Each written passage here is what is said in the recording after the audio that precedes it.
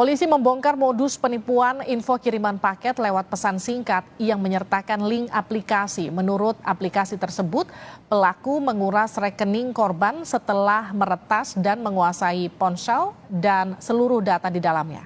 Korban sebanyak 493 orang dengan kerugian mencapai 12 miliar rupiah.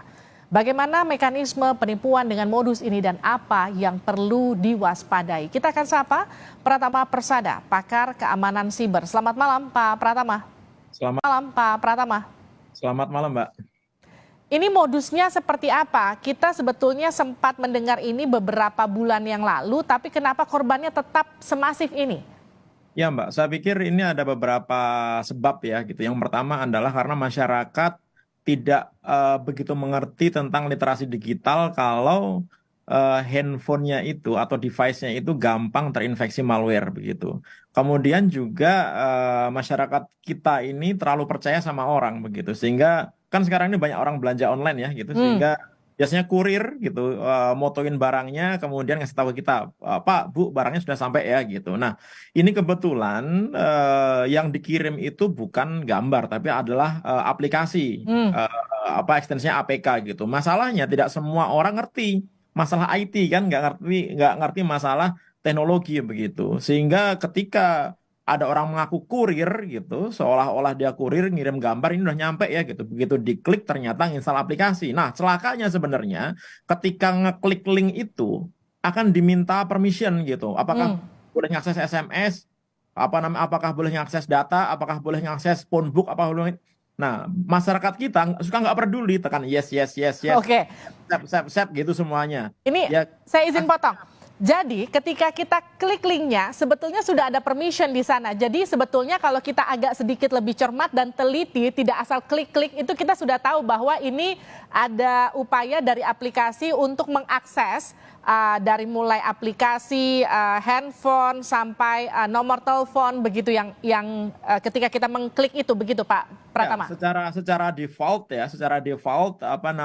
sistem di dalam handphone kita ini sebenarnya sudah punya level security sendiri gitu. Dia akan bertanya kepada si pemiliknya, ini boleh nggak ngakses ini, boleh nggak ngakses ini gitu. Kan aneh tuh, ada gambar minta akses ke phone book, minta akses ke data dan lain-lain begitu. Tapi karena kita suka nggak peduli karena pengen lihat gambarnya, tekan yes yes saja. Nah, begitu semuanya sudah oke, tiba-tiba aplikasi terinstall, apa yang terjadi? Aplikasi ini adalah malware, namanya tipenya adalah RAT gitu, remote access tool gitu. Jadi dia bisa menginfeksi handphone kita dan bisa digunakan untuk mengambil alih handphone kita. Jadi handphone kita ini dikendalikan dari jarak jauh si pengirim malware-nya ini. Kemudian juga malware ini bisa melakukan sniffing terhadap apapun yang kita ketikkan di dalam handphone kita. Jadi kayak keylogger gitu, kita ngetik PIN dia bisa baca, ngetik password dia bisa baca gitu. Sehingga ketika dia mengakses handphone kita, kemudian membutuhkan PIN, membutuhkan password untuk transaksi, dia udah tahu itu. Sehingga dia bisa melakukan dari jarak jauh tanpa kita sadari gitu. Jadi handphone kita jalan sendiri gitu, Pak Pratama, kalau kita mengakses mobile banking sebelum kita mengakses aplikasi pertasan tersebut, apakah kemudian juga tetap terbaca ataukah memang baru terbaca setelah aplikasi tersebut menjebak kita dan kita mengakses PIN? Baru terbaca setelah ada aplikasi malware ini masuk ke dalam kita, Mbak. Sebelumnya nggak terbaca, karena kan PIN itu tidak tercatat di handphone sebenarnya. Jadi kalau kita memasukkan PIN, memasukkan password, itu harusnya tidak tercatat di handphone. Yang jadi masalah ketika malware itu sudah terinstall ke handphone kita ketik password atau ketik PIN, itu direcord sama malware ini. Sehingga dia bisa tahu dengan tepat si user ini lagi menggunakan mobile banking apa, BRI, BCA, Mandiri dan lain-lain, semuanya bisa gitu. Nah, itu yang akhirnya menjadi data bagi si pengirim malware ini untuk melakukan transaksi menggunakan handphonenya si user. Karena kan nggak mungkin, karena gini, sebenarnya internet banking itu mobile banking itu punya security. Dia nggak bisa digunakan di handphone lain karena autentikasinya ada menggunakan SIM card, dia menggunakan identifikasi dari handphonenya gitu. Dia nggak bisa kalau misalkan orang lain kemudian nyoba-nyoba menggunakan mobile bankingnya device lain gitu. Oleh karena itu cara paling gampang gimana? ya menguasai atau mengendalikan handphone si pemiliknya langsung gitu. Bagaimana caranya? Ya mengirimkan malware. Nah, itu terjadi kan? Oke, Nah, Pak Pratama, kemudian ini juga ya, maaf saya potong. Ini kan korbannya sudah 900 lebih yang ketahuan. Bisa jadi sebetulnya betul. korbannya lebih banyak lagi daripada itu. Pasti jauh lebih banyak. Oke, sekarang kalau misalnya saya sempat pencet linknya, saya tahu dari mana saya itu sudah kertas atau belum. Saya bisa cek di mana dan apa yang bisa saya lakukan. Jadi sebenarnya kalau malware-nya itu terinstall secara background, kita nggak bisa tahu bahwa handphone kita ini sudah terinstall malware apa tidak, kecuali kalau kita pasang antivirus ya. Makanya antivirus ini mandatori, sangat penting sekali. Banyak antivirus gratisan bisa dipakai. Oleh karena itu yang nonton tayangan ini harus pasang antivirus gitu, karena bisa menjaga kita dari malware. Tapi kalau sudah masuk, kita nggak bisa ngecek. Kenapa? Karena ini hidden, nggak ada aplikasinya, nggak kelihatan gitu. Oke. Nah, tapi kita bisa merasakan tanda-tandanya kalau misalkan handphone kita ini kena malware apa enggak gitu. Misalkan yang pertama, kita pakai pulsa biasanya pakai data yang biasanya habis dalam waktu sebulan 10 giga, ternyata dia habisnya dalam seminggu udah habis gitu. Baterai yang biasanya semalaman baru kita cas, tiba-tiba siang udah habis gitu. Atau tiba-tiba handphone kita taruh dalam keadaan idle, kita pegang kok hangat nih gitu. Berarti ada yang kerja di belakang layar nih gitu. Nah, itu ada tanda-tanda ada malware yang bekerja di handphone kita gitu. Atau misalnya kita dapat SMS dengan karakter-karakter aneh gitu. Atau misalkan tiba-tiba handphone kita restart gitu. Nah, itu ada masalah di handphone kita, sehingga harus kita benerin dulu handphone kita ini gitu, supaya kita yakin bahwa handphone kita ini benar-benar clean.